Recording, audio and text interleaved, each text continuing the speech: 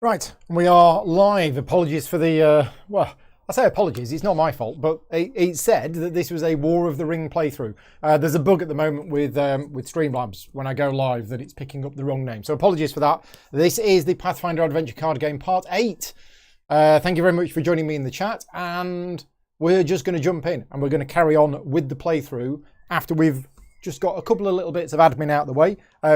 This is part 8 of my solo playthrough series, so there's going to be spoilers. If you don't want to know what the story is, switch off now. If you are interested in the game, I would definitely recommend going and checking out part 1 to see what brought us to this point. A couple of other things before we start. As it said on the loading screen, this is not a sponsored video. I've taken some time off work this afternoon in order to create this video, and that's only possible due to the financial support of my Patreon page. So if you like the content that I create, if you are watching this either live or afterwards, and you are a Patreon supporter, thank you very much, because your support makes these videos possible. And if you are not a Patreon supporter and you want to join the channel and help support the channel and keep things going, then its link is in the bottom right, patreon.com/gaming rules. Right, we're going to jump in. We are playing through The Dragon's Demand, where it is a 9-part adventure path, which is what they're called. We are on Adventure 3, and we are on the second part of Adventure 3. Now, without giving any spoilers away, because some of you might want to go back and watch Scenario 3A, but it was a little bit weird. I thought it had gone really well, and then it turns out that one of the things that I should have been doing, I didn't do. What that means is I'm going to have quite a bit of a disadvantage in this scenario. But let's jump in. I got my hero point. By the way, I spent my hero point. Oh, is any of the scenarios replayable? Absolutely. This is a little bit like, I'm going to say, Gloomhaven, in which you can play the same scenario repeatedly, and whilst you might know the story, I already want to play this whole thing again, because it isn't, knowing the story doesn't spoil the adventure whatsoever. The adventure is a self-contained scenario, and whilst there is an underlying story, it's not like, it's not like these play once games, is what I'm saying. So yes, it's absolutely replayable, and I can see me playing through this Dragon's Demand multiple times with different characters, different party compositions, and everything else. Right, okay. Yeah, so we're going to jump in. Dragon Slayers, or not.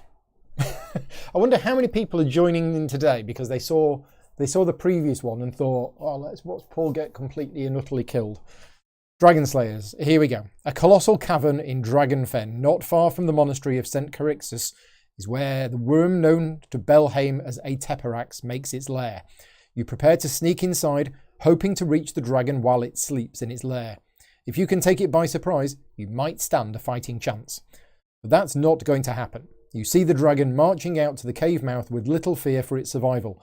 It sniffs the air, having obviously detected your presence.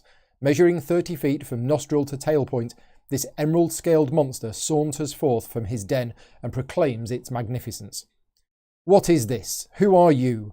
You dare come before the great Teperax uninvited and without the ransom I demanded of your weak-livered farm folk? Name yourself so I might know whose blood will stain my cave. Yet, despite its fearsome presence, this is not a Teperax. You saw the bones of the ancient dragon entrenched into the soil of the crypt of Tula. By all accounts, that was a black dragon. Before you is a green dragon, and an impostor at that. Whatever you say, Sazangi? I don't know what that is. Maybe it's a Pathfinder specific insult. I don't know. You scoff below your breath. At the sound of its true name... Oh, right, we've got its true name. That's its name. I don't know how we got that. That's obviously something that's happened between scenarios. At the sound of its true name, one it clearly despises beyond reason, the dragon recoils and drapes its wings forward. How dare you, it commands. For this insult you shall pay with the screams of 1,000 years. When I am done with you, no one will remember your names. They will only remember the name of a Teperax. The dragon takes to the air and retreats into its caves. You hear the sound of its minions coming to defend it. You see the glints of its treasures within. You hear the backdraft whistle through a vast underground library, and from beyond, you hear the dragon fume with rage. Raise your swords to the heavens, for tonight you will slay a dragon, or not, or die trying. So yeah, I mean, this whole adventure path is based on an adventure path for the actual role-playing game, where obviously there's more stuff going on than this. And at some point between the previous scenario and this one, oh no, we got it here. Yeah, it was read out last time, but I was so drained from last time. Did I read that? Yeah, I did. I remember that last time. Okay, so it isn't a problem. The Lunar Naga lets slip the creature's true name, Saganzi. Sagani. Anyway, that one sounds Polish to me. So we have a very interesting setup here, and I will be looking at the chat to tell me if I've got things wrong again. But we have one location, the caves. Okay? But after building the location, we add more cards to it if we were playing with 3 or more characters, and even more if we were playing with 5 or more characters. Because I'm playing solo, I just have the caves location. I haven't added any other cards to it from other locations. But when preparing the story banes, and I'll actually get this out now. So without looking at what's actually here, there should be a story bane there. Story bane there and a story bane there. Right, okay, so there's the location. Sigourney, yeah, it could be because of Sigourney. Barbara is a better name for the dragon, yeah. So there is the location deck. What we have is we have proxy cards. Not proxy cards that I've printed out myself, actual proxies that come with the game. So we set aside the story bane, which is the dragon, which is a Teperax. Make the story bane stack with 1 villain proxy plus henchman proxies equal to 2 plus half the number of characters rounded down. 2, okay? And these get shuffled into here. So somewhere in this stack of cards is 1 villain proxy and 2 henchman proxies and 8 rapiers. Might be kidding about the rapiers. Who knows? We might find the rapier again. John's popped in. Hi, John. Right, so they are there. Set aside the wild card at the peril. Now, we've not played with wild cards before at all, so this is an extra card. Have I got a zoom in point? Oh, I do. Right, I've got a zoom in thing ready. There you go. So this is the dragon that we've set aside at the start of the game. Now, because we are currently adventure level 3, that means the hash is 3. So the check to defeat it is actually, I've got paint on my hand from doing the fence at the weekend. What's that, 22? So we need a combat check of 22 or a diplomacy check of 15. Now, my character is no good at diplomacy, so I will be fighting it in combat. So that's the dragon. Now, as I say, this is the wild card, the perils. We've not used this before, but there are 6 nasty effects on it. For each henchman put into the henchman pile during the previous scenario, which was none, because I messed up, I would choose and mark one of these. So these are 6 nasty effects. And for every henchman that I basically defeated in the previous scenario, I can mark one of these and that one won't happen. Okay? Unfortunately, I didn't defeat any of them because I closed the rift really early thinking, oh, well, wait a minute, I can just close the rift early. So I did. Right. During this scenario, the caves cannot be closed. Okay? So so this location we're at cannot be closed and we only have one location. So no moving, no closing, none of that stuff. When you would suffer fire damage, at any point in the scenario that I would suffer fire damage, it's acid damage instead because it's a green dragon, so that's thematic. And whenever I would encounter a proxy, something bad is going to happen. I won't explain this fully yet, but when I encounter one of the proxies, I'm going to read this bit of text here. Something's going to happen. Jonathan's popped in as well. Hi, Jonathan. Thank you for joining me. And here is my deck. So my deck is now... what have I done with... I've upgraded my character. So my deck is 17 cards, but I now have a hand size of 6. And I was going to use the upgrade rule, which was being talked about on the Discord channel, and I forgot. Okay, so there is an upgrade rule, which is not official, but it was one of the lead designers of the game suggested it, and it actually didn't make it into the new game. But I really like it. I think it is a good rule, and I will be using it from now on. It basically allows you a little bit more deck construction in between scenarios to get rid of some of the old cards and replace them with better ones. I was going to do that and I completely forgot. I'm also going to be using a rule today which is used at conventions. It's used at any organised play events, which is basically at some point today, as long as I own a Paizo product, I can re-roll one of my dice. Okay, so that's what I'm going to be using. I quite like that rule because the dice in this game can be a little bit swingy.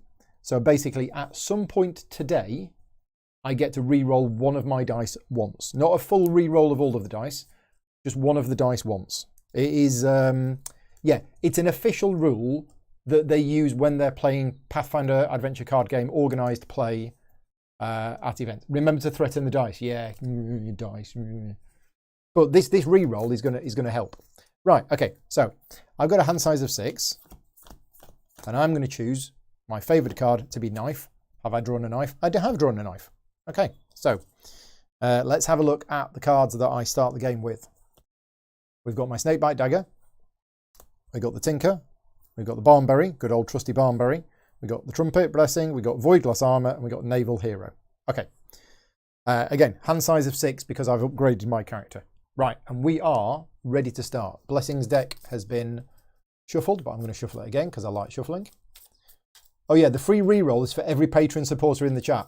If that was the case, we have, how many patron supporters do we have in the chat? We've probably got about 10. That would be 10 rerolls. That would be a little bit too good. Yeah, but it's interesting actually, just thinking about that rule. What you could have is you could have it as a number of rerolls that you get for the whole campaign. No, I like the one per game. Yeah, one reroll per player per game. I like that rule. It is a nice little rule that it can get rid of some of those particularly swingy moments where you're doing something that's got like a 97% chance of success and you roll a bunch of ones. It's those situations which can turn the game on a, what's the phrase? Turn the game on a coin's edge? No, that's not right. Anyway, let's crack on. Hour 1. I'm looking forward to this. I'm pretty sure I'm going to die, but I'm still looking forward to it. Right, the hour is the Survivor. When this is the hour, at the start of your turn, you may recharge any number of cards and then reset. Oh, that's a good card. So basically, at the start of my turn, I can mulligan. Sixpence, that's it. I knew it was something to do with the coin. So, which ones of these do I want to recharge?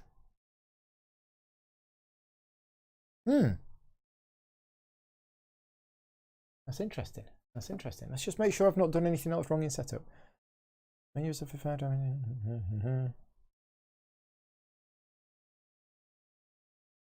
Yeah, no, not missed anything. Oh, give me choices. Well, I've got 2 of the. I think I'm going to keep that because that's an awesome card. I don't need the Barnberry right now. Okay, so the Barnberry is getting recharged. Recharge any number of cards, then reset. So it's what resetting is what you normally do at the end of your turn. But I think I'm just going to do the 1. I'm going to keep the Naval Hero because she's good. I think it's a she. Yeah. She's good at helping me in combat. The Tinker is good at helping me in acquiring cards. So yeah, I think I'm just going to recharge the 1. And I've drawn Wormsmite. Okay, so I have drawn the sword, which is actually good against killing the dragon. Perfect. It's not very good for me because it relies on strength, but we've drawn it. Okay, so I'm now going to explore the caves. I don't have to explore, but I am going to explore the caves. And we've shuffled this, haven't we? We have shuffled it. Okay, so we're going to draw a card. We have drawn the level 0 barrier. Imps and House Drakes. Check to defeat is either 10. So we've been lucky here. This is a level 0 card. I think if you're playing Curse of the Crimson Throne, by this point we would have taken out level 0 cards from the vault.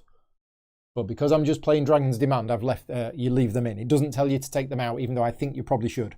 I think the reason you don't take them out is because there aren't actually that many cards left. But because I've got the expansion, I think I've got plenty of cards. Anyway, I haven't taken them out, so we've been lucky we've drawn a level 0 card. Combat check of 10 or Arcane and Survival 6. Well, I won't be doing an Arcane Survival. Oh, I meant to display my Void Glass Armour. Wonder if I could have... When can you display cards? If anybody knows in the chat, my rules question is, can I display the Void Glass Armor and then do the reset? I don't know whether you can or not.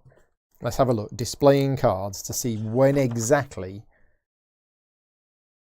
Playing cards. Anyone can play a card whenever the card allows it. Display, you place it face up next to your deck unless stated otherwise. So, yeah, I think I might be able to. I think I might be able to, at the start of my turn, play the Void Glass Armor. I mean, it just says, I think you can display cards even when it's not your turn. It says you can play a card whenever the card allows it. You must do everything the card says. I'm going to say yes. If this is wrong, somebody tell me afterwards. But I'm going to say that I could have played the Void Glass Armor at the start of my turn, which means then when I process the effect of the Survivor, I actually get another card. Thieves' Tools. Right. So anyway, meanwhile, back to the Imps and House Drakes. Combat of 10. On your check to defeat, each local character may recharge any number of allies and or reveal any number of devil or dragon allies. For each of these, add a d4. If undefeated, suffer the Scourge poisoned. I think we should be all right with this. I mean, remember, I'm Mauricio. I can evade any card that I want to, but I don't want to evade cards. You will see why later on. If I can defeat this and get rid of it, I will. Okay, so it's a combat check of 10, which for me is relatively easy. Yes. So what I'm going to do is... we are going to... so I can recharge any number of allies and or reveal any number of devil or dragon allies. For each of these, add a d4. Okay, I'm actually going to use... well, let's look at my weapon first. If I use the Snakebite Dagger, it is a stealth check. So that is... what d12 are we going to use? Let's use the blue one. d12 plus 2. Plus a d4 plus 1. And is it an animal or human?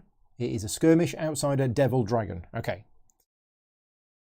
And I can freely recharge it to add a d4, but for me, that's reload, isn't it? Yeah, when you would recharge a knife weapon for its power, you can reload it instead. Okay, I thought I got a bonus on... yeah, I get a bonus on checks to acquire. Right.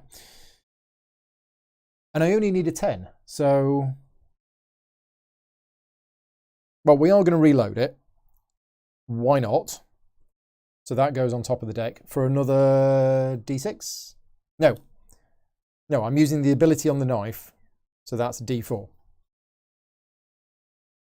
Okay. And then I am going to recharge the naval hero. Do I want to recharge the naval hero, actually? Because I might need that for something else. How many barriers are at this location? There's 2, and this is one of them. So I've got my Thieves' Tools, which are great for traps. I think I'm going to recharge the Thieves' Tools using my ability. On your combat check, recharge your card to add a d6. Okay, so what's that? Average of 6, 7, 8, 9, 10, 11, 12, 13, 16. Yeah, like an average of 16 or 17. This should be fine. So we're going to do a combat check with the Imps and the House Drakes using my Snakebite Dagger backed up by some other sneaky stuff. Okay, yep, 6, 10, 14, 15, 18. Done. Card number 1 down. I'm being a little bit cautious today just because I know what's coming. Right, okay. So that is turn 1 done. I could, if I wanted to, and I was able to explore again, but I'm not going to. So that's the end of my turn. I reset, draw back up. Right, okay. Turn 2. Draw the card. It is the Keep. When you would discard or bury an armor you play, you may recharge it instead. When you would discard or bury an armor you play, You may recharge it instead. Okay. Right, let's explore. Ah, it's a villain proxy. Okay, so what's happened is the dragon has arrived. And for those of you watching, I've got a special treat today. I actually have a miniature for the dragon. Now, it's the wrong colour. It's a red dragon, but I've actually got a big red dragon. Here we go. So this is, yeah, it's quite a big red dragon. So we'll just put that there. A bit dusty. It's been on the shelf for years. I've forgotten I had it. And yeah, it's not green, unfortunately. So when you would encounter a proxy, so here we go. This is what happens when you encounter proxy. First, apply a random unmarked wildcard from the perils. So remember, if I'd have defeated some henchmen in the previous scenario, some of these would be blocked. As it is, none of them are blocked. So I roll a d6. Let's just move the dragon out of the way. Yes, it is a big, it's huge. I mean, look at the size of it, right? I can't remember how much this was, but I used to do a lot of role-playing games, and when Wizards started doing D&D miniatures, I used to buy loads of them. So I've got all of the dragons. Never use them now, but you know, it looks nice. Can I add some special effects to make it green? If only I could do that quickly. Okay. It's a 3. So we're marking effect number 3. The game does come with little tokens, but I'm using this little bead. So first apply a random unmarked wildcard from the peril. So deadly. When you will suffer damage, it is increased by 1. Okay, that's fine. Some of these other ones are really, really nasty. Then encounter the dragon instead of the proxy. So instead of that, it's actually that, okay? And the dragon always rolls acid, because normally when you find a dragon, you roll a d4 to see which type of dragon it is, but we're not rolling, it is an acid dragon, okay? And then we've got to fight the dragon. Now, you might think, well, this is great, because if we defeat the dragon, we win the scenario. We don't. If we defeat the dragon, we count how many cards are left in this pile. And if there are 3 or more in here, the dragon is undefeated, and it gets shuffled back in, okay? So we've basically got to keep fighting the dragon over and over again until we get this deck down to 3 cards. In fact, to 2 cards. So yeah, we're going to be fighting the dragon a lot. Okay, and to win, we need to defeat the dragon. So we're fighting the dragon. It's combat check of 22. It has, unfortunately, it has a before acting power. Now, I could evade it. I could just evade this. Now, if I evade it, I was talking about this on the Discord channel earlier on. If I evade it, that gets shuffled back in. Which I think is what I want to do. If it was a henchman, the henchman card would go. Whereas because it's a villain, that's just going to get shuffled back in anyway. I don't think there's any point in me attacking it. I don't believe there is any point in attacking it, because if I attack it and I defeat it, then what happens is this peril disappears. Okay, but then because there are 3 or more cards back in, it's undefeated and it gets shuffled back in. So actually, I'm going to evade it. Now, the downside of evading it means that this wildcard effect is still in play. That wildcard effect, that peril, deadly peril, is now in play. So whenever I suffer damage, it is increased by 1. I just need to make sure I don't suffer damage. Yeah, okay, so we're going to evade it. So that villain proxy gets shuffled back in. As I say, if it was a henchman, then I possibly would have fought it, because if I defeat the henchman gets removed from the deck. Yes, the chat is shouting at me to evade, so yeah, that's what I'm doing. Okay, there you go. End of the round. We came across the dragon and we hid. We bravely hid. Okay, next round. Turn, whatever. It is turn, isn't it? Yeah, it is turn. Okay, we have the empty throne. We have a load of dusty sleeves. When this is the hour, on your check, you may banish a boon to re-roll a die. Okay, so let's explore. You don't get the before fight ability if you evade. So there is a specific order to events. which is very, very precise. The first thing there is, and this is in the rulebook, it is explained here, and it's really important that you know this when you're playing. So when you encounter a card, you need to first apply any effects that happen when you encounter a card. And this says, the wording in this game is really clear. When you would encounter a proxy, therefore it's that effect, okay? Then you apply evasion effects. So that's when I evade it. If you don't apply evasion effects, then you go on to this, and then then it's the apply any effects that happen before acting. So there is before acting, but you get to evade before that. So yeah, I think I've done that right in terms of the timing of it. Where are we up to? We're exploring, aren't we? I think we're exploring. It's a Spectre. It is a level 2 monster. Let's just have a look at this little fella here. So yeah, level 2 monster. Check to defeat is 14. It is immune to mental and poison, and it's resistant to animal. If the check to defeat does not have the magic trait, the monster is undefeated. And if it's defeated, if undefeated, suffer the scourge drained. Right, okay, so let's have a look at this. We've come across a monster that needs magic weapons to hit it. I do have Worm Smite, which is magic. My Snakebite Dagger is also magic, so we're okay. It's immune to mental and poison, so I just don't, even though it's a Snakebite Dagger that looks like it's dripping with poison, I am not going to add the poison on there. And it's resistant to animal. No, we're okay. I'm looking at my cards, I'm not seeing any animal or anything like that. So I don't think I want to evade it. I think I want to try and defeat this. So, off we go. I do not want to use Worm Smite. Or do I? No, I don't think I do. I think I'm going to save Worm Smite for the dragon. So I'm revealing the Snakebite Dagger. Okay, it's the same as before. It's D12 plus 2 plus a D4 plus 1. Okay, and I'm going to recharge it, which for me is reloading it, to add another D4. Okay, so that's my default attack. Now that's an average of 13 already.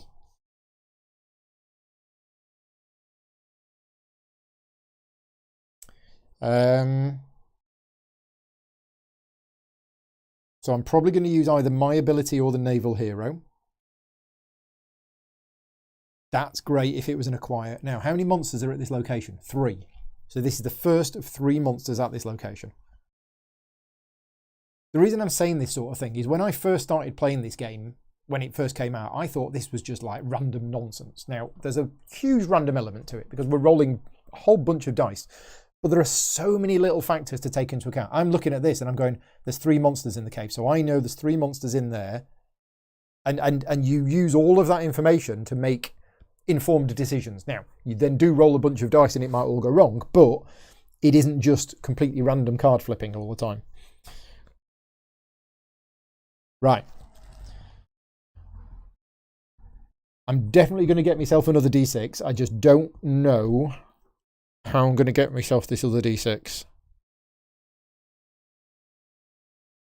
I kind of, what else is in the deck? There's 1 weapon in the deck, 1 armor and 2 items. So there's 4 cards in that deck, which are boons for me to acquire, which means these cards will be great for that. So I want to save those cards. I do want to keep the trumpet for when I actually do need to defeat the dragon. So I think it's going to be the Naval Hero. I think the Naval Hero is going to be recharged to give me a D6. I don't know how I'm going to get the 22 that I need to kill the dragon.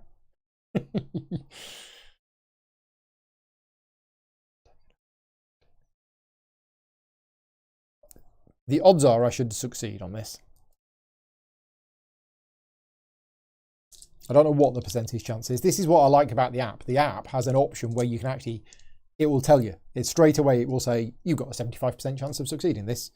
Whereas me, I'm just trying to work out the odds in my head and not doing very well. So yeah, I think this is what we're doing. Okay, so 4, not good. 5, 6, 7, 8, 9, 10, 11, 14. I've done it again. I got it exactly. 14. Yes, we did it. Let's just make sure, and the check did contain the magic trait, so the monster is defeated. There you go. How am I rolling a d12 with a strength weapon? I'm not using the worm smite. I was using the snakebite dagger, which is stealth plus a d4 plus 1. And my stealth is dexterity plus 2, which is d12 plus 2. But yeah, keep me on my toes. But yeah, I'm not using that. I was using that. The worm smite is just in my back pocket. Whew, we're done. Right, end of the turn. Reset, which means drawing the snakebite dagger again. And drawing my luckstone. Okay, turn 3. Horizon, when this is the hour, no effect. We will explore. Right, we have drawn. Oh, look at this. This is a level 3 item. Let's just move the camera over a bit. There you go. We've drawn ambrosia. So this is a level 3 item, which is great for certain characters, but not for me, because to pick it up, I need to do an intelligence or craft check of 12. Yeah, I'm not very intelligent and I can't make anything. So me picking this up is pretty much impossible. I could. So you can do any test that you don't have a skill for. So even though it requires craft and I don't have craft, you can still use a d4. And in fact, I could use my intelligence, which is also a d4. So if I decide to do this, I'm rolling a d4. I could bless it. I could recharge this card to bless, which gets me another d4. And I can recharge the tinker for another d4. And because I've got my new super improved ability, I can recharge a card on a local check to acquire for another d6. So that is what I could do if I really wanted to. Now that averages out at about 11. 11.5, 3.5, yeah. But is it worth me doing that? Because what does this do if I get it? Banish to heal a local character d4 and up to remove 2 scourges. On a local check to defeat an outsider or undead, banish to add 2. Okay, that's pretty good. That is pretty good. But do I want to get rid of that card, and I get rid, I'm only recharging them. I'd be getting rid of these 2 cards. These 2 would be being recharged in order for me to get a level 3 item that might actually not do me any good whatsoever.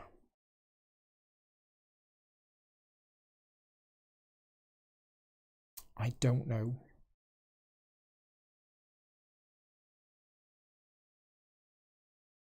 No, I'm not going to. I am not going to spend anything. I am going to deliberately fail my check to acquire ambrosia, which means it gets banished. It's just gone. There you go.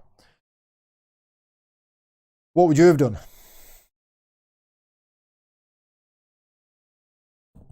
Next round, turn.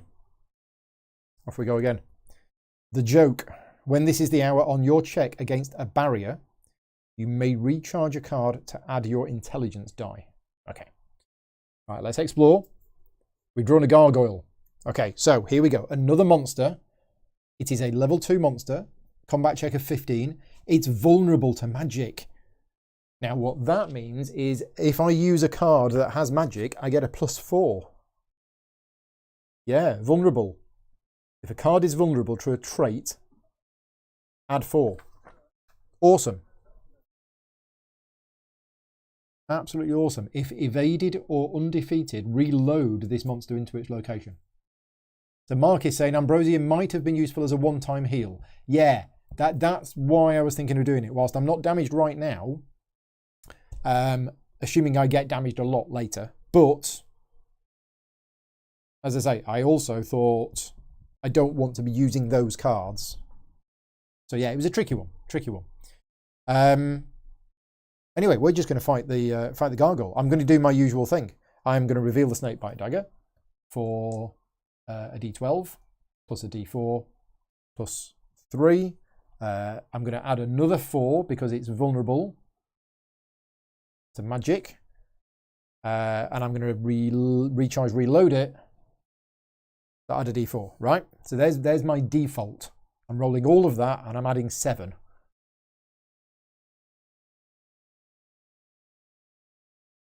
So actually, I only need an 8 on this. So that's probably enough. With the Luckstone in hand, that's probably enough, isn't it? Oh, I need to zoom out, thank you. Yeah. D12 plus D4 plus 2 plus 1 plus the 4 and then reloading it for another D4. I could use my ability. Seems crazy not to use my ability. But I do like this Luckstone. No, I'm not going to risk it. I'm going to use my ability to recharge the Luckstone to give me another D6. Okay, so it's all of this plus 7. Yep. 4, 8, 10, 12, 19. Gargoyle has been defeated. That's 2 monsters and a barrier gone from this deck. Right, we're good. I'm going to reset. And remember, this is part 8 of this playthrough series.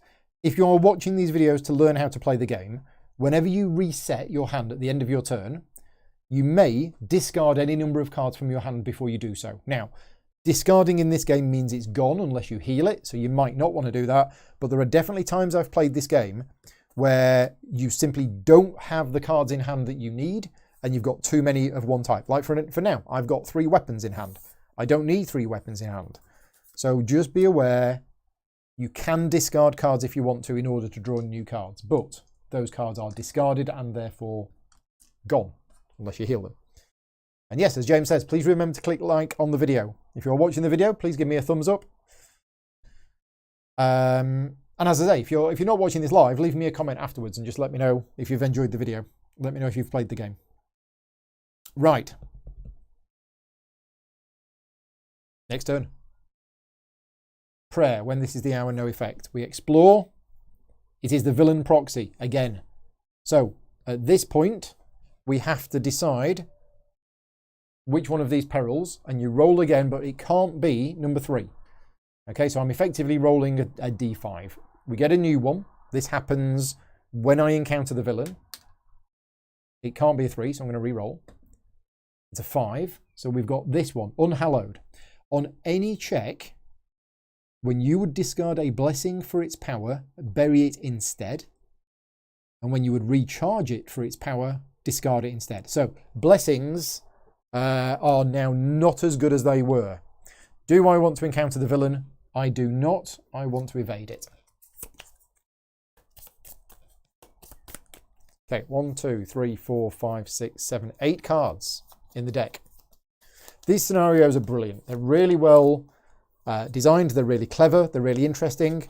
And what I thought was going to be a game with very repetitive scenarios where every scenario you're just chasing a villain between locations. It's not that. It's not that at all.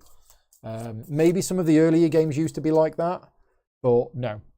I mean, certainly when I've played it on the app, the original version of the game, it did seem to be a lot of multiple locations, chasing a villain down, having to corner it and everything else. And yeah, with this campaign particularly, and I've been told the next one's even better, the scenarios are really interesting. Okay, next turn. Do I want to reset? No, I don't. Grandmother Nightmare. When this is the hour, when you fail to acquire a boon, you may shuffle it and a new monster into its location. Okay, interesting. What would happen if the hour card conflicted with the peril card? I don't know what you mean. What would happen if the hour card conflicted with the peril card? I'm not sure. Well, all right, we'll see what happens. So if I fail to acquire a boon, I may, instead of banishing it, shuffle it back into the deck, but I add a monster. Not going to do that. Right, it's another monster. It is the 3rd monster in the deck, and it is a level 3 monster. So I've been unlucky with the levels of monsters that we've found in this scenario. It is a Garden Guardian. It looks like something I found in the front garden at the weekend. So it's immune to mental and poison. Before acting, each local character must succeed at a Constitution or Fortitude check of 7 or become poisoned. We do not like that.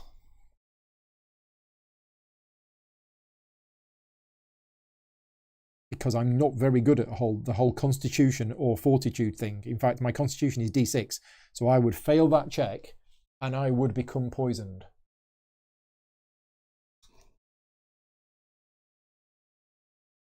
Right, okay.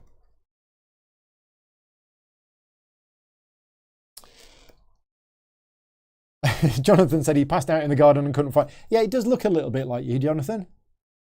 I think. Definitely got the same eyes. Yeah. I'm only joking. So, I could evade it and just get rid of it. But actually, I think I want to get rid of it. And I have drawn my keen rapier. I think I'm going to have to take the poison.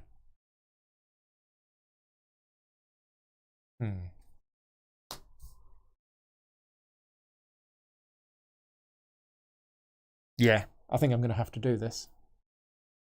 Okay, so the hours effect is not going to apply because it's not a boon. Oh, there is a special ability of the location which I haven't read. If you fail a check to defeat a Bane, suffer the Scourge dazed. Right, well we haven't done that yet, thankfully. But if we ever do, we're going to become dazed as well. Dazed is the Scourge which I don't understand. I just can't get my head around it at all. Okay, so we are not evading it, which means before acting, each local character must succeed at a Constitution or Fortitude check of 7. I have a D4. Nope, my Constitution is a D6. So if I really wanted to, I could bless this so that I've got 2 D6 so that I don't become poisoned. Do I really want to? I don't think I do. I think I might just live with the poison. But this is actually going to really hurt because after you research, I lose a random card. Every turn, I lose a random card to the bottom of the deck. I recharge a random card, basically. And if that's Worm Smite, ouch. Jonathan saying that he would bless it. It seems hard. It seems a waste to use a bless just to avoid getting poison. But if I take the poison,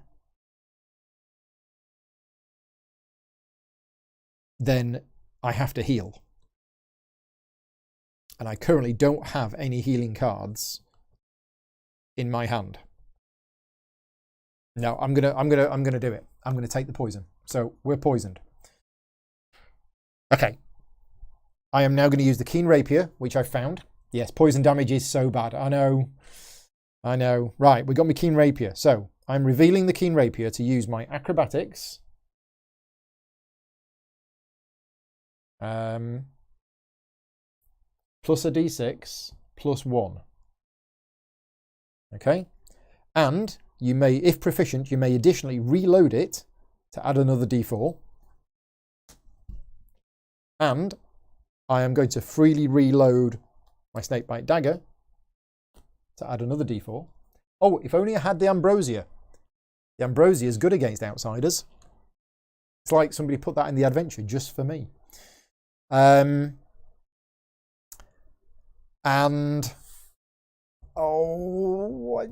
this is tricky. 15. 6, 7, 8, 9, 10, 11, 12, 13, 16. Oh, no, I want to use my ability. But which card do I want to lose?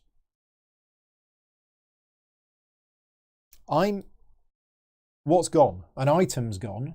So there's one more item, one armor, and one more weapon in there. I am keeping these cards because I'm hoping that there's going to be a boon next. So it's going to have to be the trumpet. I'm recharging the trumpet, which I need to save till the end of the game. To the final battle with the dragon, I need it. But for now, I'm going to recharge it to add a D6. This might be overkill, but here we go. The Garden Guardian. And again, if you are a Pathfinder, is this a D&D monster or is this a Pathfinder monster? If you know, I'm curious. Okay, we've rolled a bazillion. 22, 26, 29, 32. That's how it goes. We have done a critical hit. Sorry, Jonathan, we have lopped your head off. That is it. That's all the monsters gone from that location. And we are poisoned. Oh, unhallowed. Oh, yeah, I forgot about that. Ah, yeah, so the recharge of the Abadar's Law is actually a discard. Okay. Right. I think we're done. Yeah, end of turn. So I reset and I go up to 6 cards. 1, 2, 3. And now, because I'm poisoned, I have to recharge a random card. Thankfully, I've got 6 cards. 4. Wormsmite. Gone. Oh dear. It's all right. I'll get it back. I'm really glad that I increased my hand size to 6. Next turn. When this is the hour, no effect. We explore. It's a covering heavy shield. Now, I do not need this card. I do not want this card. This is not a good card for me. Except, look at it. When you suffer acid, combat or fire damage, freely reveal to reduce it by 2. Okay, maybe it is good for me. Maybe it is good for me. But look at the check to acquire. Constitution or Fortitude of 6. That's fine. We are going to try and acquire it. We are going to use my Constitution of D6. We're going to recharge the Tinker for a D4. Okay. And I am going to use my ability to recharge the Riding Allosaurus, because this is cycling through the deck. I'm going to recharge the Riding Allosaurus for another D6. There you go.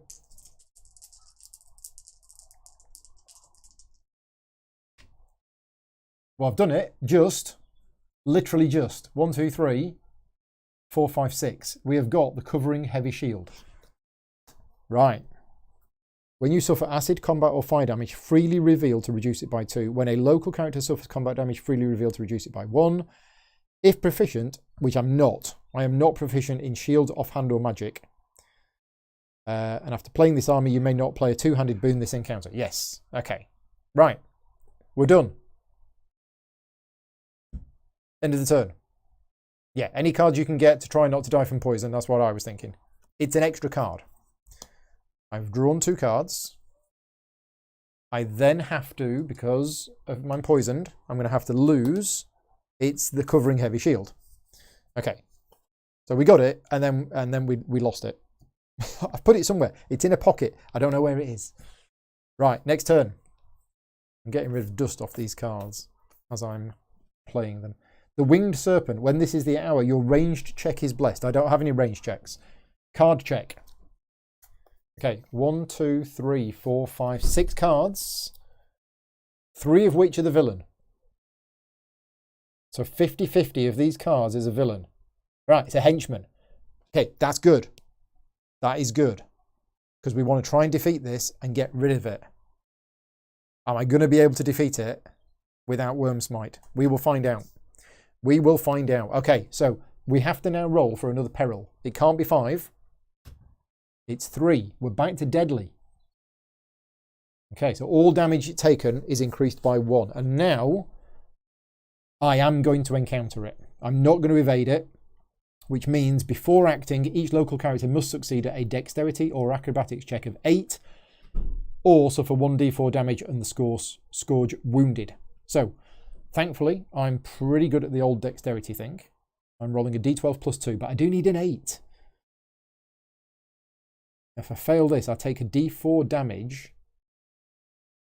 and it's deadly. So it's actually d4 plus 1.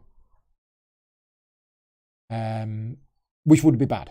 But I don't want to put anything in to boost this check because I need to save Abadar's Law for... Oh, Snakebite Dagger is ranged. Oh, of course it is. So's the Star Knife. Yeah, you're absolutely right. Here's me thinking I'm not actually going to be doing a range check because I don't have a bow. But yeah, absolutely. Absolutely.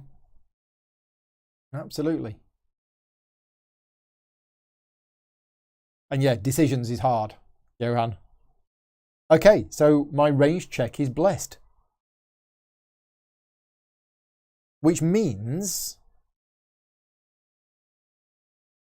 do I want to bless my check to avoid the acid breath? Oh, hang on. The dragon's just arrived, hasn't it? There we go. Dragon. Except I can't see anything now. In fact, should we put the dragon next to me? Yeah, let's put the dragon there. There you go. Is it going to stay? Yeah, it might be quite hard for me to... Let's put it here. It's so big it doesn't even fit. Let's put you on a box of Jaffa cakes. There you go. Let's get another box.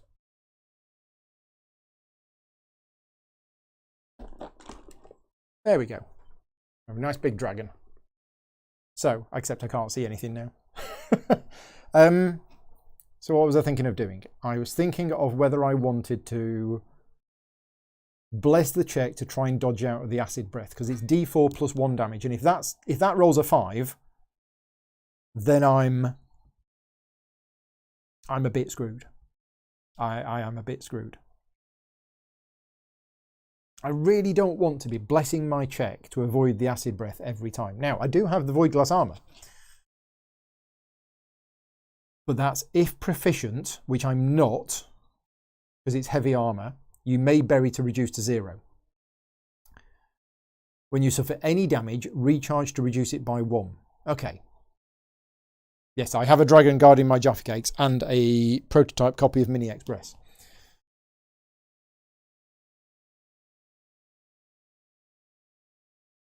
Yeah, these agonising decisions. And this is one reason why I love playing these games solo on a live stream.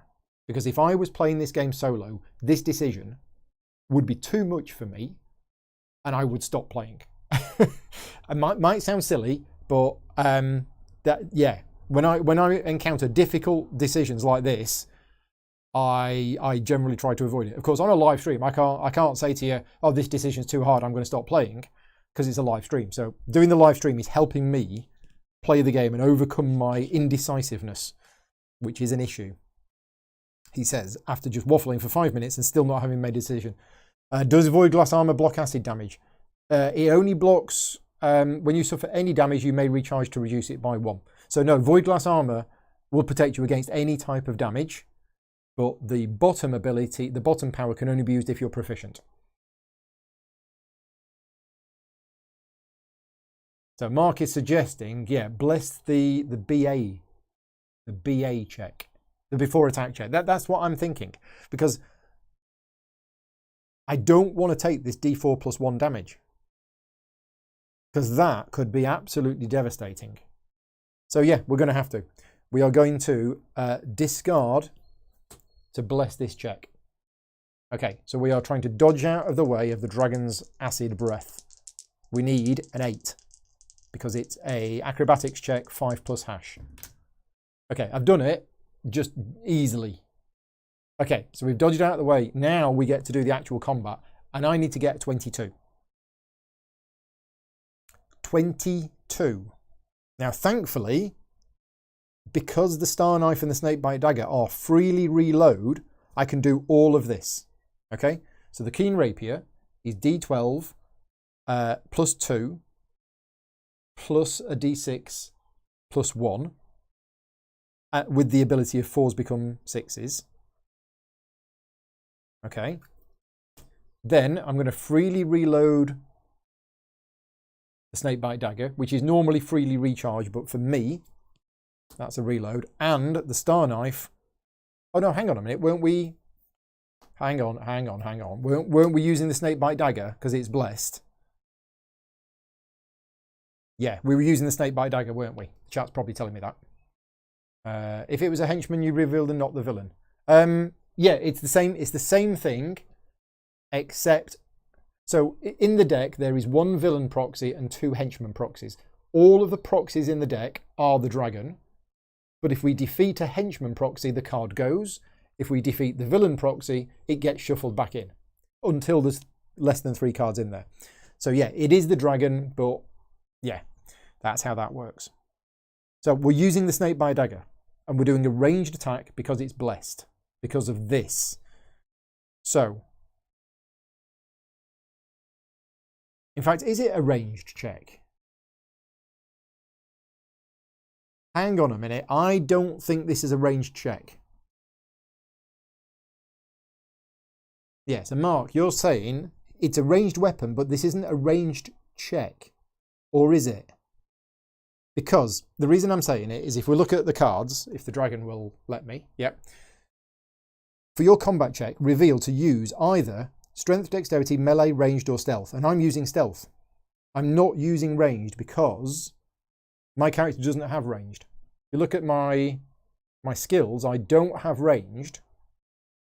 So I'm not sure, rules-wise. The weapon that you use for your combat check adds its traits to the check. Oh, okay, yeah, I remember reading something about this. So it becomes a ranged check because I'm using a snakebite dagger. Gotcha. Okay. Even though it's not a ranged check, it's... Yeah, okay, yep. So we are using the snakebite dagger as the primary weapon. It is stealth, which for me is d12 plus 2, plus a d4, plus 1. And because it's ranged, and because this is the hour, I'm blessing the check, so I get another d12. Okay, and then I'm freely reloading it to add a d4, along with the star knife, for another d4, all the d4s, and then I'm going to use my ability to recharge the Priest of Pharasma. I don't think I need her. No, I don't think I need her. Priest of Pharasma for another d6. Okay, how's that? 2d12. I mean, I can't do anything else. That is literally all I can do. It's all of this plus 3. Okay, it's a useful rule to know. Thank you very much, Mark, for being in the chat. So, even though I'm not using my ranged skill, because I'm using a card that has the ranged trait on it, it adds that ranged trait, which means it counts as a ranged check. Okay, here we go. Wish me luck. 22 is what we need. Oh dear. We got some low numbers here. 7, 8, 9, 10, 14, 17, 20. I think we might be using... Oh no, hang on. Oh no, I didn't use my rapier. If I used my rapier, that would have become a 6, and that would have become a 6.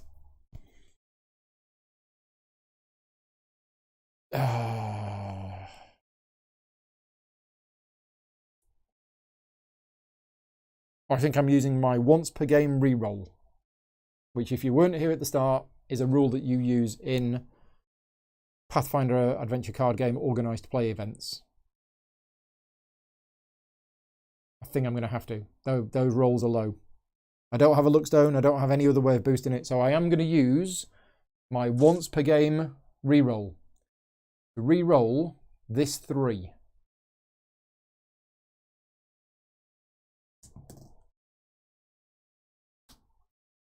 To a 5. Is that 22? I think it is. 4, 9, 13, 15, 18, 19, 22. Wow. Just done it. Yeah. Okay. So, it is defeated. When the dragon would be defeated, stop applying all wildcards. So that's gone. Then, if there are 3 or more cards in the location, the dragon is undefeated. Shuffle a new blessing into the hourglass, and then, if you encountered a villain, put the proxy on the bottom of the location. If you encountered a henchman, banish it. So the dragon is undefeated, but the henchman proxy has gone, and we add one new blessing into the blessings deck. There you go. OMG.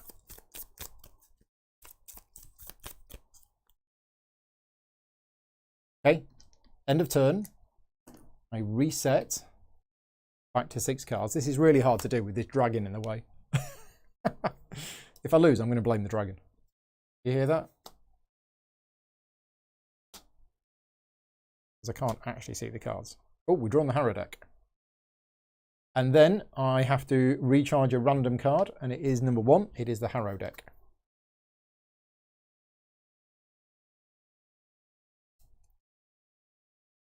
You can't see this on camera, but I'm actually reaching around this dragon.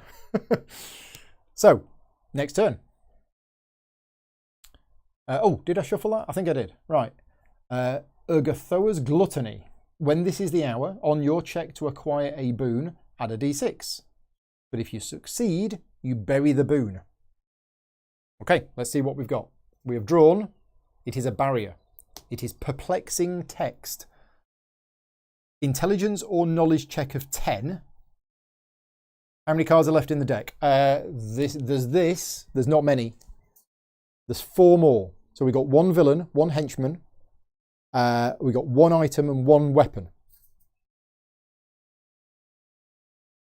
So we need an intelligence or knowledge check of 10.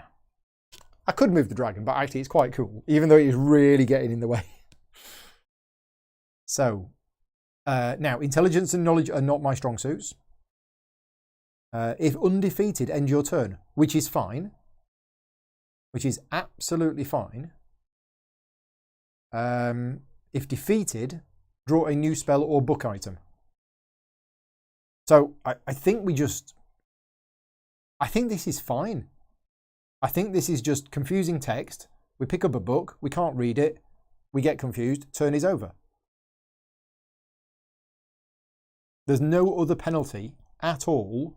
See, in a multiplayer game where you need to be exploring multiple times in a turn, that's really harsh. But for me, right now, I think that basically means I lose a turn, but that card is gone. I think I'm right.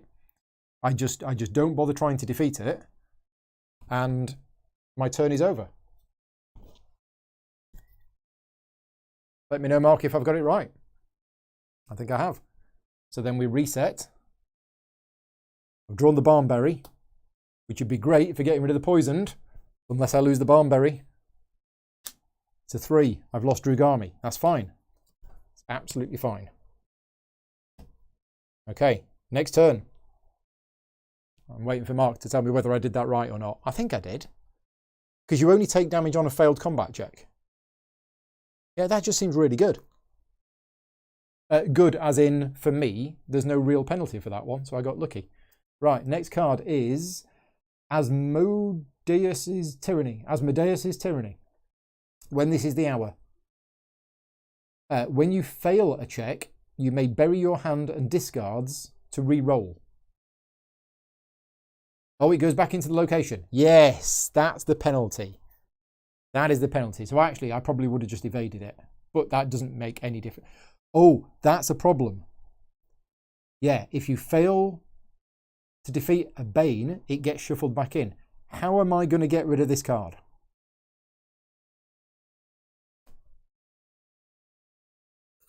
Here's the problem. Yeah. How am I going to get rid of this card? I need to get rid of this card so it's gone. But my intelligence and knowledge is rubbish. And it's not even a trap, so I can't even get my thief tools out. Oh dear, dear, dear. What? Oh, it's turned again. What looked like, well, this is an amazing card for me. This is having no bad effect on me whatsoever. Is suddenly going to be a big problem. Okay, so next turn, when you fail a check, you may bury your hand and discards to re-roll. Okay. Yeah, exactly. So we're looking at it being the villain and that card as the only 2 cards in the deck. Oh, we're going to use the Barnberry. We're using it now. So on your turn, bury to bury or banish to heal a local character A card and or remove a scourge from them. So I'm removing poisoned, and I am going to, so this is buried, and I'm going to shuffle that back in, and I've got rid of the poisoned. Nice. I knew that was coming. I knew the Barnberry was in the deck somewhere. Now I just need to find the double super bless and the big sword against the big dragon. Although we have defeated the dragon once without the big sword. So maybe that big sword isn't needed. Okay, we're exploring. Oh, villain plus 2 of the cards. Yeah, true. Oh, look, it's perplexing text. Again. So, yeah. I'll evade it this time. Just because it makes no difference. It's lose a turn. Target player skips their next turn. Okay, there you go. Shuffled back in. I reset, but this time I'm not poisoned. Got my dinosaur. Got Worm Smite. Next hour is prayer when this is the hour no effect, and we've drawn perplexing text. Third time in a run. We need a 10 to get rid of it. Do I have any way of boosting? Because I could recharge a Orison, I don't know. That would give me 2d4. It's still no good. I could bless the check by recharging it. It's still a d4. I don't have any other way of boosting my intelligence, because I've left my sage. I have a friend in town who's a sage, but I left them at home. They weren't feeling very well. They ate some dodgy chicken. Should have brought them with me. But if I'd have known there was going to be some perplexing text. Yes, Mark, I've done the maths on Worm Smite. And it is about the same. It is literally about the same. I get the extra d10, but because it's strength instead of my other stuff, yeah, it works out about the same. I just kept it for flavour. Okay, we're going to evade it again. Yeah, this is... My shuffling skills are impressive. That I'm able to put a card to the top of the deck multiple times.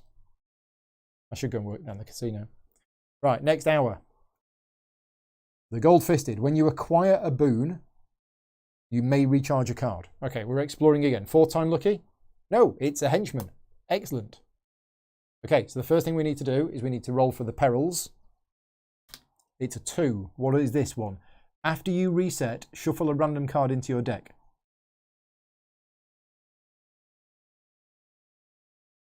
Okay, so it's like poisoned, but you're shuffling it in. Okay, so I'm confused. That's about right. We do not want to evade it. So we have the before acting power. Oh, here we go again. Here we go again. And the check to defeat it is not going to be blessed. I think we need to take a risk. I think I need to try and just dodge out of the way of this without using a bless, because I need the bless to actually for the fight.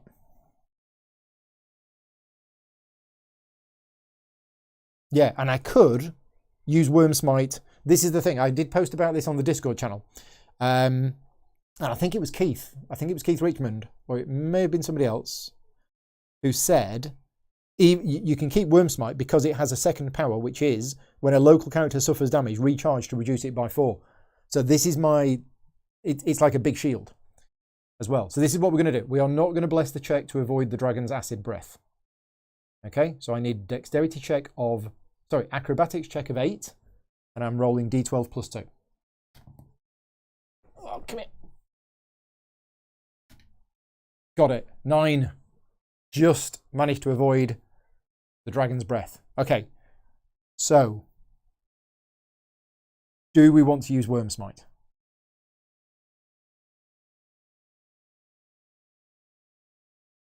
Because I've got a Orison and I'm going to bless it, I don't think I am. Now, Could I bless the D10? When you bless a check, add a die that matches your skill die. So if I was to use Worm Smite, my skill die is actually a D6. So I don't want to use Worm Smite. Okay, so we're going to use the rapier. We're going to go through the same process as we did before. We're going to use the rapier for a D12 plus 2 plus a D6 plus 1.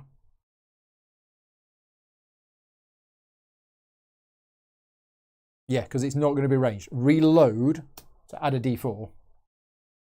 Then reload that to add another D4 and reload that to add another D4. Okay, so that's my weapons.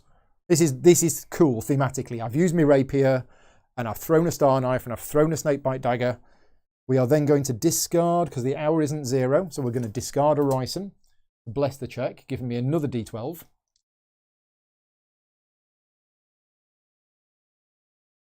Then, on a local combat check, recharge to add a D6. Okay, and then I'm going to use my ability to recharge Worm Smite for another D6. There you go, that is everything. I've used all of my cards. I'm completely spent. I'm so glad I spent that skill point on increasing my hand size. Okay, we need a 22. Well, I got 22 just on my D12s. So yeah, I got a lot. So that's gone. The henchman proxy has gone. The dragon is not defeated. That is the end of the turn. That went okay. I'm now going to reset. I'm going to draw 6 cards. 3 of which we know. Everybody likes rolling a bucket load of dice, don't they? All about the dice. Okay.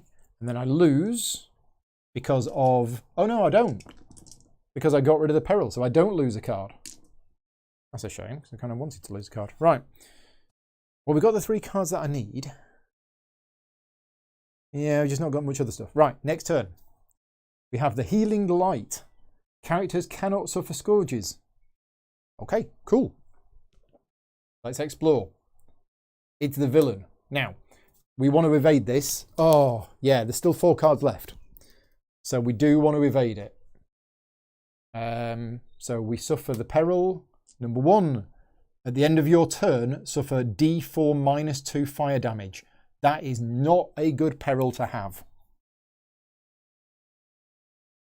I could try and defeat the dragon. And if I do... Oh, should I have shuffled another blessing in? I think I should have shuffled another blessing in. Yes, I should have shuffled another blessing in. If I defeat the dragon, that gets rid of the ablaze peril. Just when I thought things were starting to go well.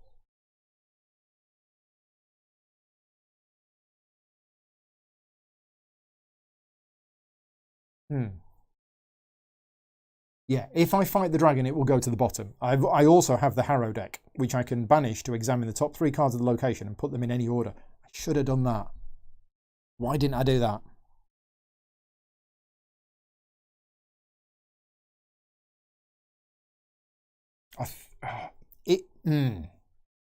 If I go for this, I have to make that check again.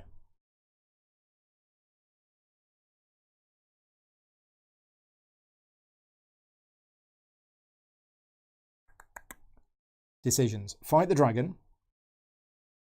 Possibly... Oh, I can't suffer the Scourge Wounded because of the Healing Light. So I'd take damage.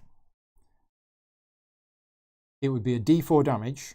I'd then have to defeat the dragon, which I should be able to do. Oh, just to get rid of that. But then, as you say, the dragon goes to the bottom. Oh, this is...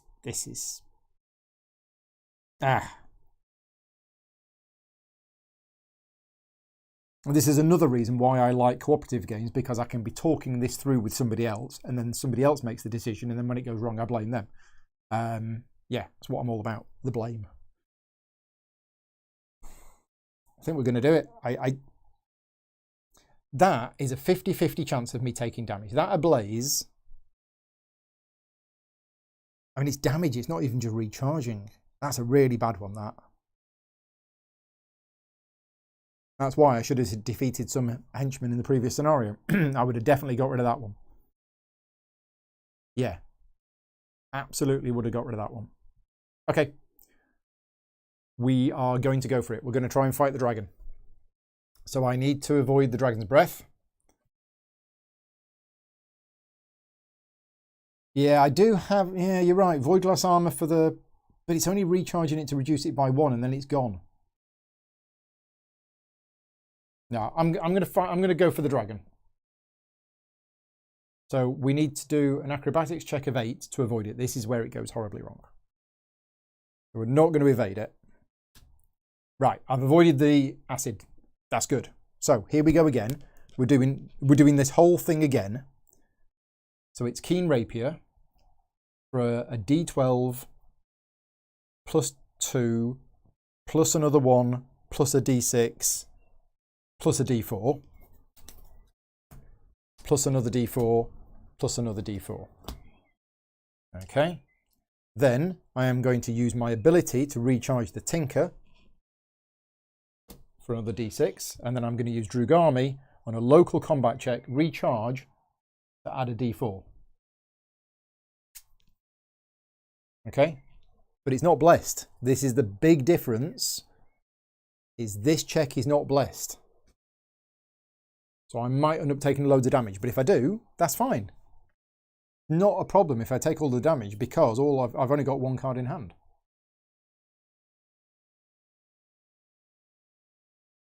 I could actually use this now. Oh, here's the thing. Can I use this now? Can I literally use the Harrow deck before the combat starts? Or because I'm now in combat, I mean, it doesn't say.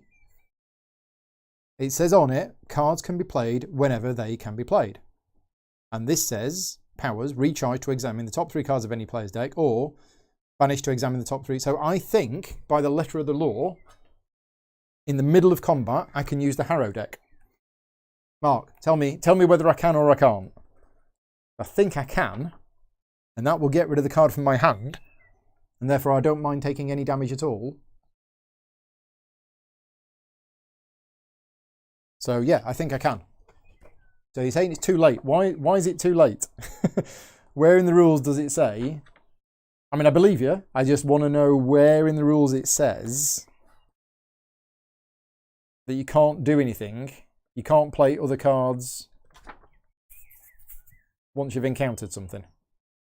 I mean, I'm trying to find it, but I don't know where it is. So yeah, if you can let me know in the rules where it says that. Because I don't know.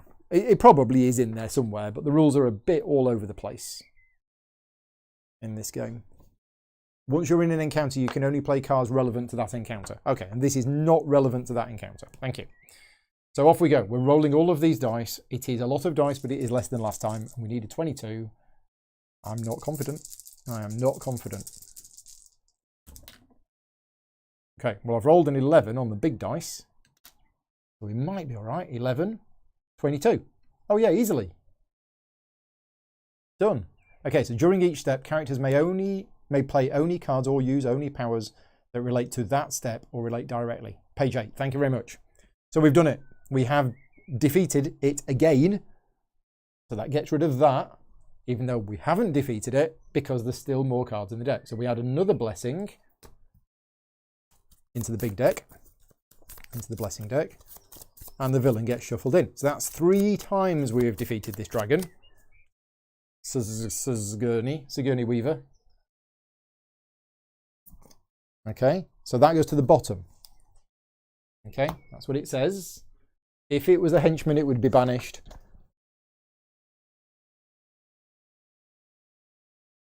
If it was the villain proxy, put that proxy on the bottom of the location. So we know it's there. Right, so what I'm now going to do is I am going to banish the Harrow deck. So banish is actually gone. I am going to use the Harrow deck for its ability. So that's gone. to look at the top 3 cards of this deck, which is the only cards left in the deck, and it was the perplexing text on top. So I'm going to put that on the bottom, and I'm going to have the Warhammer there, and the Acid Flask there. Okay, so I know that there are 2 boons on top of the deck, and I'm now going to reset. So I get 6 cards. 1, 2, 3, 4, 5. From my Thieves' Tools, no use whatsoever. 6. Naval Heroes come back to join in for some more. Next turn. Kalen's Revelry. When this is the hour on your check, you may discard a card to re-roll 1 die, showing a 1 or a 2. Okay, so let's explore. We've drawn a Warhammer. Check to acquire strength or melee of d6. I am going to use my strength of d6 plus 1, and I'm going to recharge the Thieves' Tools using my power to add another d6.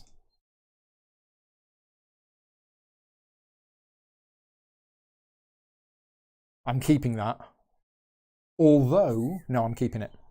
I need to get my Double Bless out. My Double Bless is in my deck somewhere, and I need to get it out. This is why you might sometimes want to discard cards at the end of your turn, just to draw more cards. This is fine. 5. Didn't get it. Lols. There you go. Oh, I could discard a card to re-roll the die showing a 1 or a 2.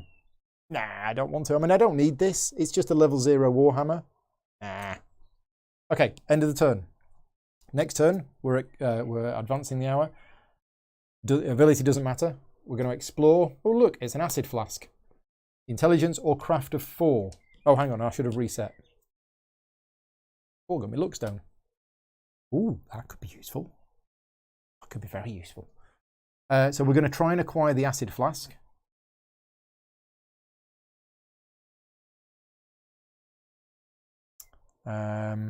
Now, I think I want to keep all of these cards, because when I meet the dragon, I'm going to use the Keen Rapier with the Snakebite Dagger, with the Star Knife, blessing it with that, and using the Naval Hero, and discarding a card for a d6. So I'm absolutely fine with all of the cards that I've got in my hand.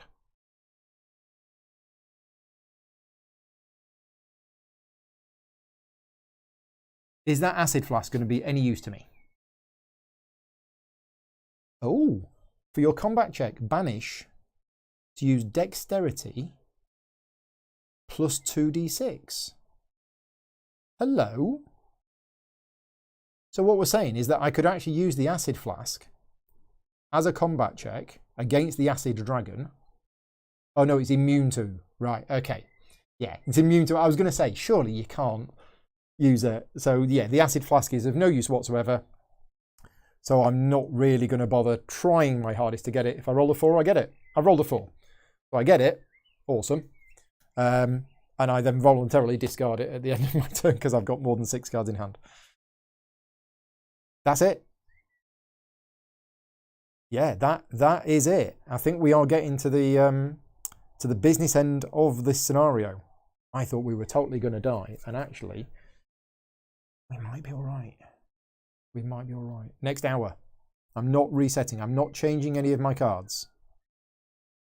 When this is the hour, on each check, the first blessing played may be played freely. Well, it is the perplexing text. We know that. We don't try and defeat it. I don't think.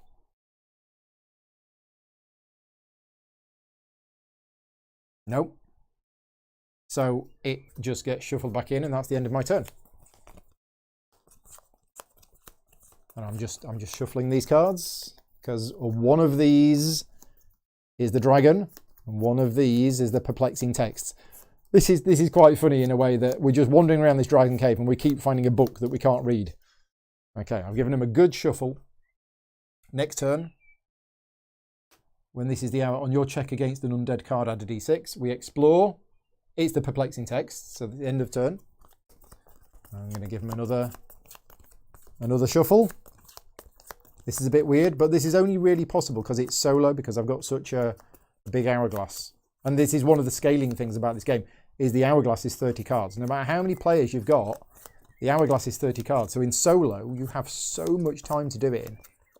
Very, very different game solo than it is at 3 players, 4 players. I wouldn't imagine playing this at 6. It'd be crazy. Next hour, no effect. We've found perplexing texts. Okay. We may be here a while. I really can't get rid of this perplexing text. It's just... It's a thorn in my side, that card. I cannot get rid of it. Okay. Next hour. It works at 6-2.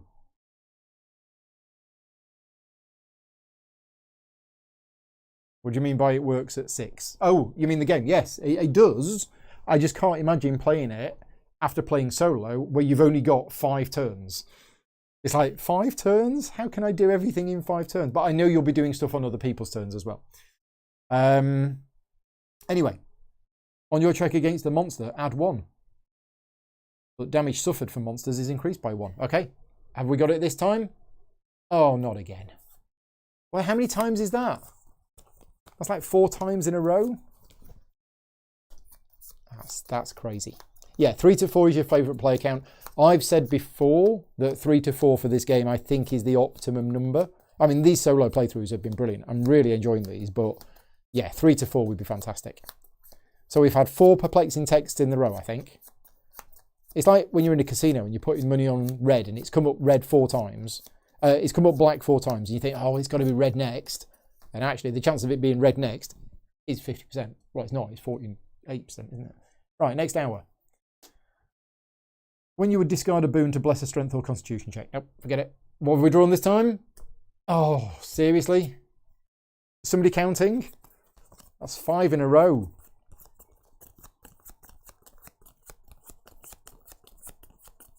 This is crazy. Yes, couldn't get past the crossword puzzle. This dragon's just sat there waiting for me to read this book. Okay, right. I've shuffled them again. I've been shuffling and shuffling and shuffling. That was 5 in a row. Running out of time.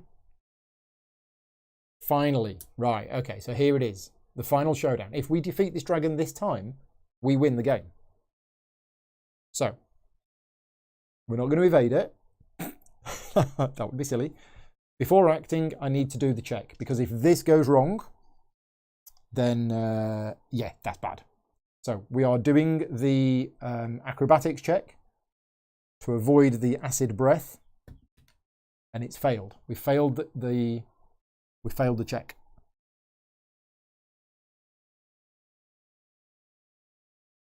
I've also been cheating. I've just realised the caves. When you fail a check to defeat a Bane, you suffer the scourge dazed.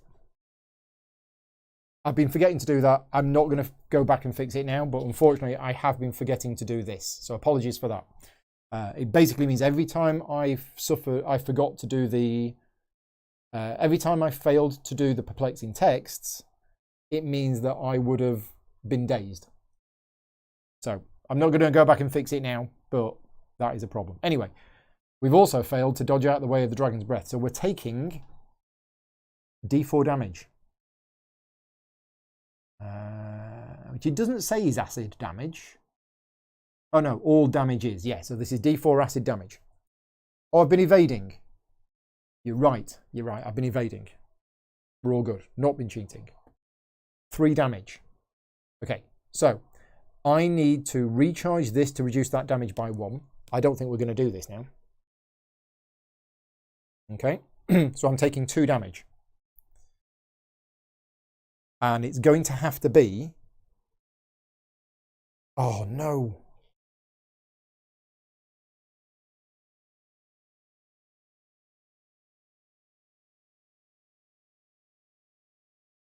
It's going to have to be the Luckstone and the Star Knife.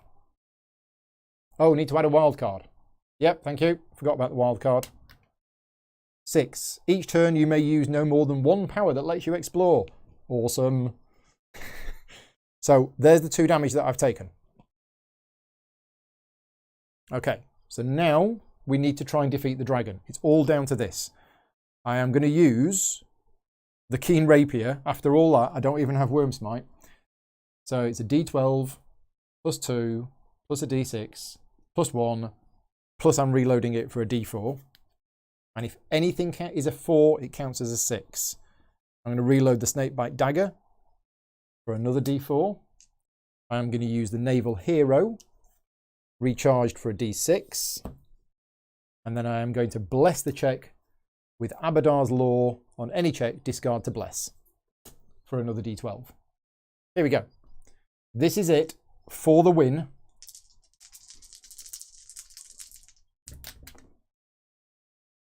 Okay, what have we got? Any 4 is a 6. I haven't got a 4, but we do have a 10 here, which is good. We have a 2 there. That was a 10. I'm back. 10, 12, 14, 20, 23, 26, 29. Boom. Goodbye, Mr. Dragon. There you go. Did we do that right? I thought this scenario was going to be an absolute failure for me because I didn't kill any of the henchmen last time. But I think that's it. I think we did it. I think we did. What a game. What a deck. Made it look easy. Plenty of time left. Yeah, we're fine. Right, let's read the conclusion. Whew. For a second time this millennium, Belhaim slew a mighty dragon bearing the name of Ateparax. Yet this time, it was not the warrior Tula Belhaim who did so. No, it was the hero of Belhaim, Merisiel, who came calling for the dragon's hide. Let this be memorialized as a lesson, says Baroness Devi upon your return. Belhaim does not fall before dragons.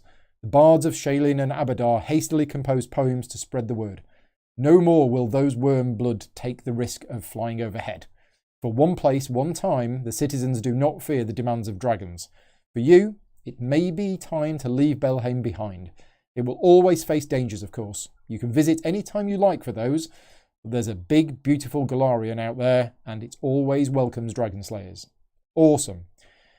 Each character gets a hero point, and each character may exchange a blessing in their deck for a blessing from the Hourglass. So I can switch one of the blessings from my deck with one of the blessings still in the Hourglass or including the discard. Not sure. Now, I mentioned at the start of this that there's 9 scenarios. That sounded like the end to me. That very, very much sounded like the end. So what I'm going to do is I am just going to look ahead to what the next scenario is, because I should be playing this next Monday. I should be completing this next Monday, but I'm a little bit confused because that very much sounded like the end of the story. Okay, so let's have a look. Scenario 3C. Okay, I'm gonna do this next week. It looks like we've come back. So it looks like it's a random scenario that we play. Yeah. Okay, so we're going to do this next week. So next Monday, same time, same place, 4 p.m. UK time, next Monday, I will be back and I will be playing scenario 3C, which it looks like is a randomly generated scenario. So we'll do all of that. I'll do all of that beforehand, because obviously there's 20 to 30 minutes of setup time. So I will do that beforehand. Yeah, Wandering Way is intended to be a replayable scenario with options to randomly generate a setup. Cool. So I'll be going and doing that. And then if we complete the whole thing, it says here, characters may replay 3C, the Wandering Way, any number of times and earn its reward any number of times. Oh, okay. So you can keep redoing this over and over again. And the reward is, oh, right, it's printed on the back. Each character gets a new boon of any type. So basically, you can keep replaying it. There's a whole host of different things, and there you go. This has been fantastic. Thank you very much for watching. And as I mentioned at the start, these videos that I'm making are only possible with the support of the Patreon campaign. So yeah, huge thank you to all of my Patreon supporters that make these videos possible. And if you are watching this video and you like the content that I create and you want to support the channel, I would love to carry on doing more Pathfinder Adventure Card Games in the future. But of course, all the time that I'm taking to do these is time that I'm having to take off work, which is costing me money. But so I have to basically limit how much I'm doing of this. But I am loving it. Yeah, this is really, really good. And I've heard Curse of the Crimson Throne is better. But to be honest, I would be very, very happy to play through this again with 2 or 3 other people because it's been really good. So yeah, we're all done. I hope you found the video useful, and I will be back tomorrow afternoon with some Gloomhaven Digital. That's the plans. Let's just put an image on screen for those of you that are interested. I will show you what I've got planned for this week.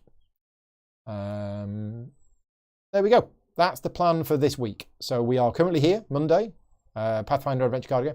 Tomorrow, 2 PM, Gloomhaven Digital, if you're interested in that. Wednesday evening, so starting at 7 PM, I'm doing a 2-player playthrough of Too Many Bones. On Thursday, I should be releasing my monthly video log. And on Friday night, we're doing a live playthrough of Merlin.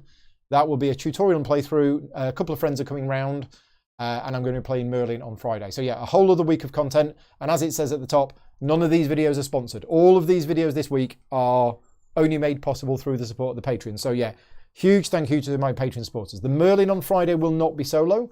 The Merlin will be a 3-player playthrough on with some friends on Friday. But I have heard that there is a fan-made solo version of it. So I might try that at some point. But anyway, we're all done for now. Thank you very much for watching, and I'll speak to you later on. Take care.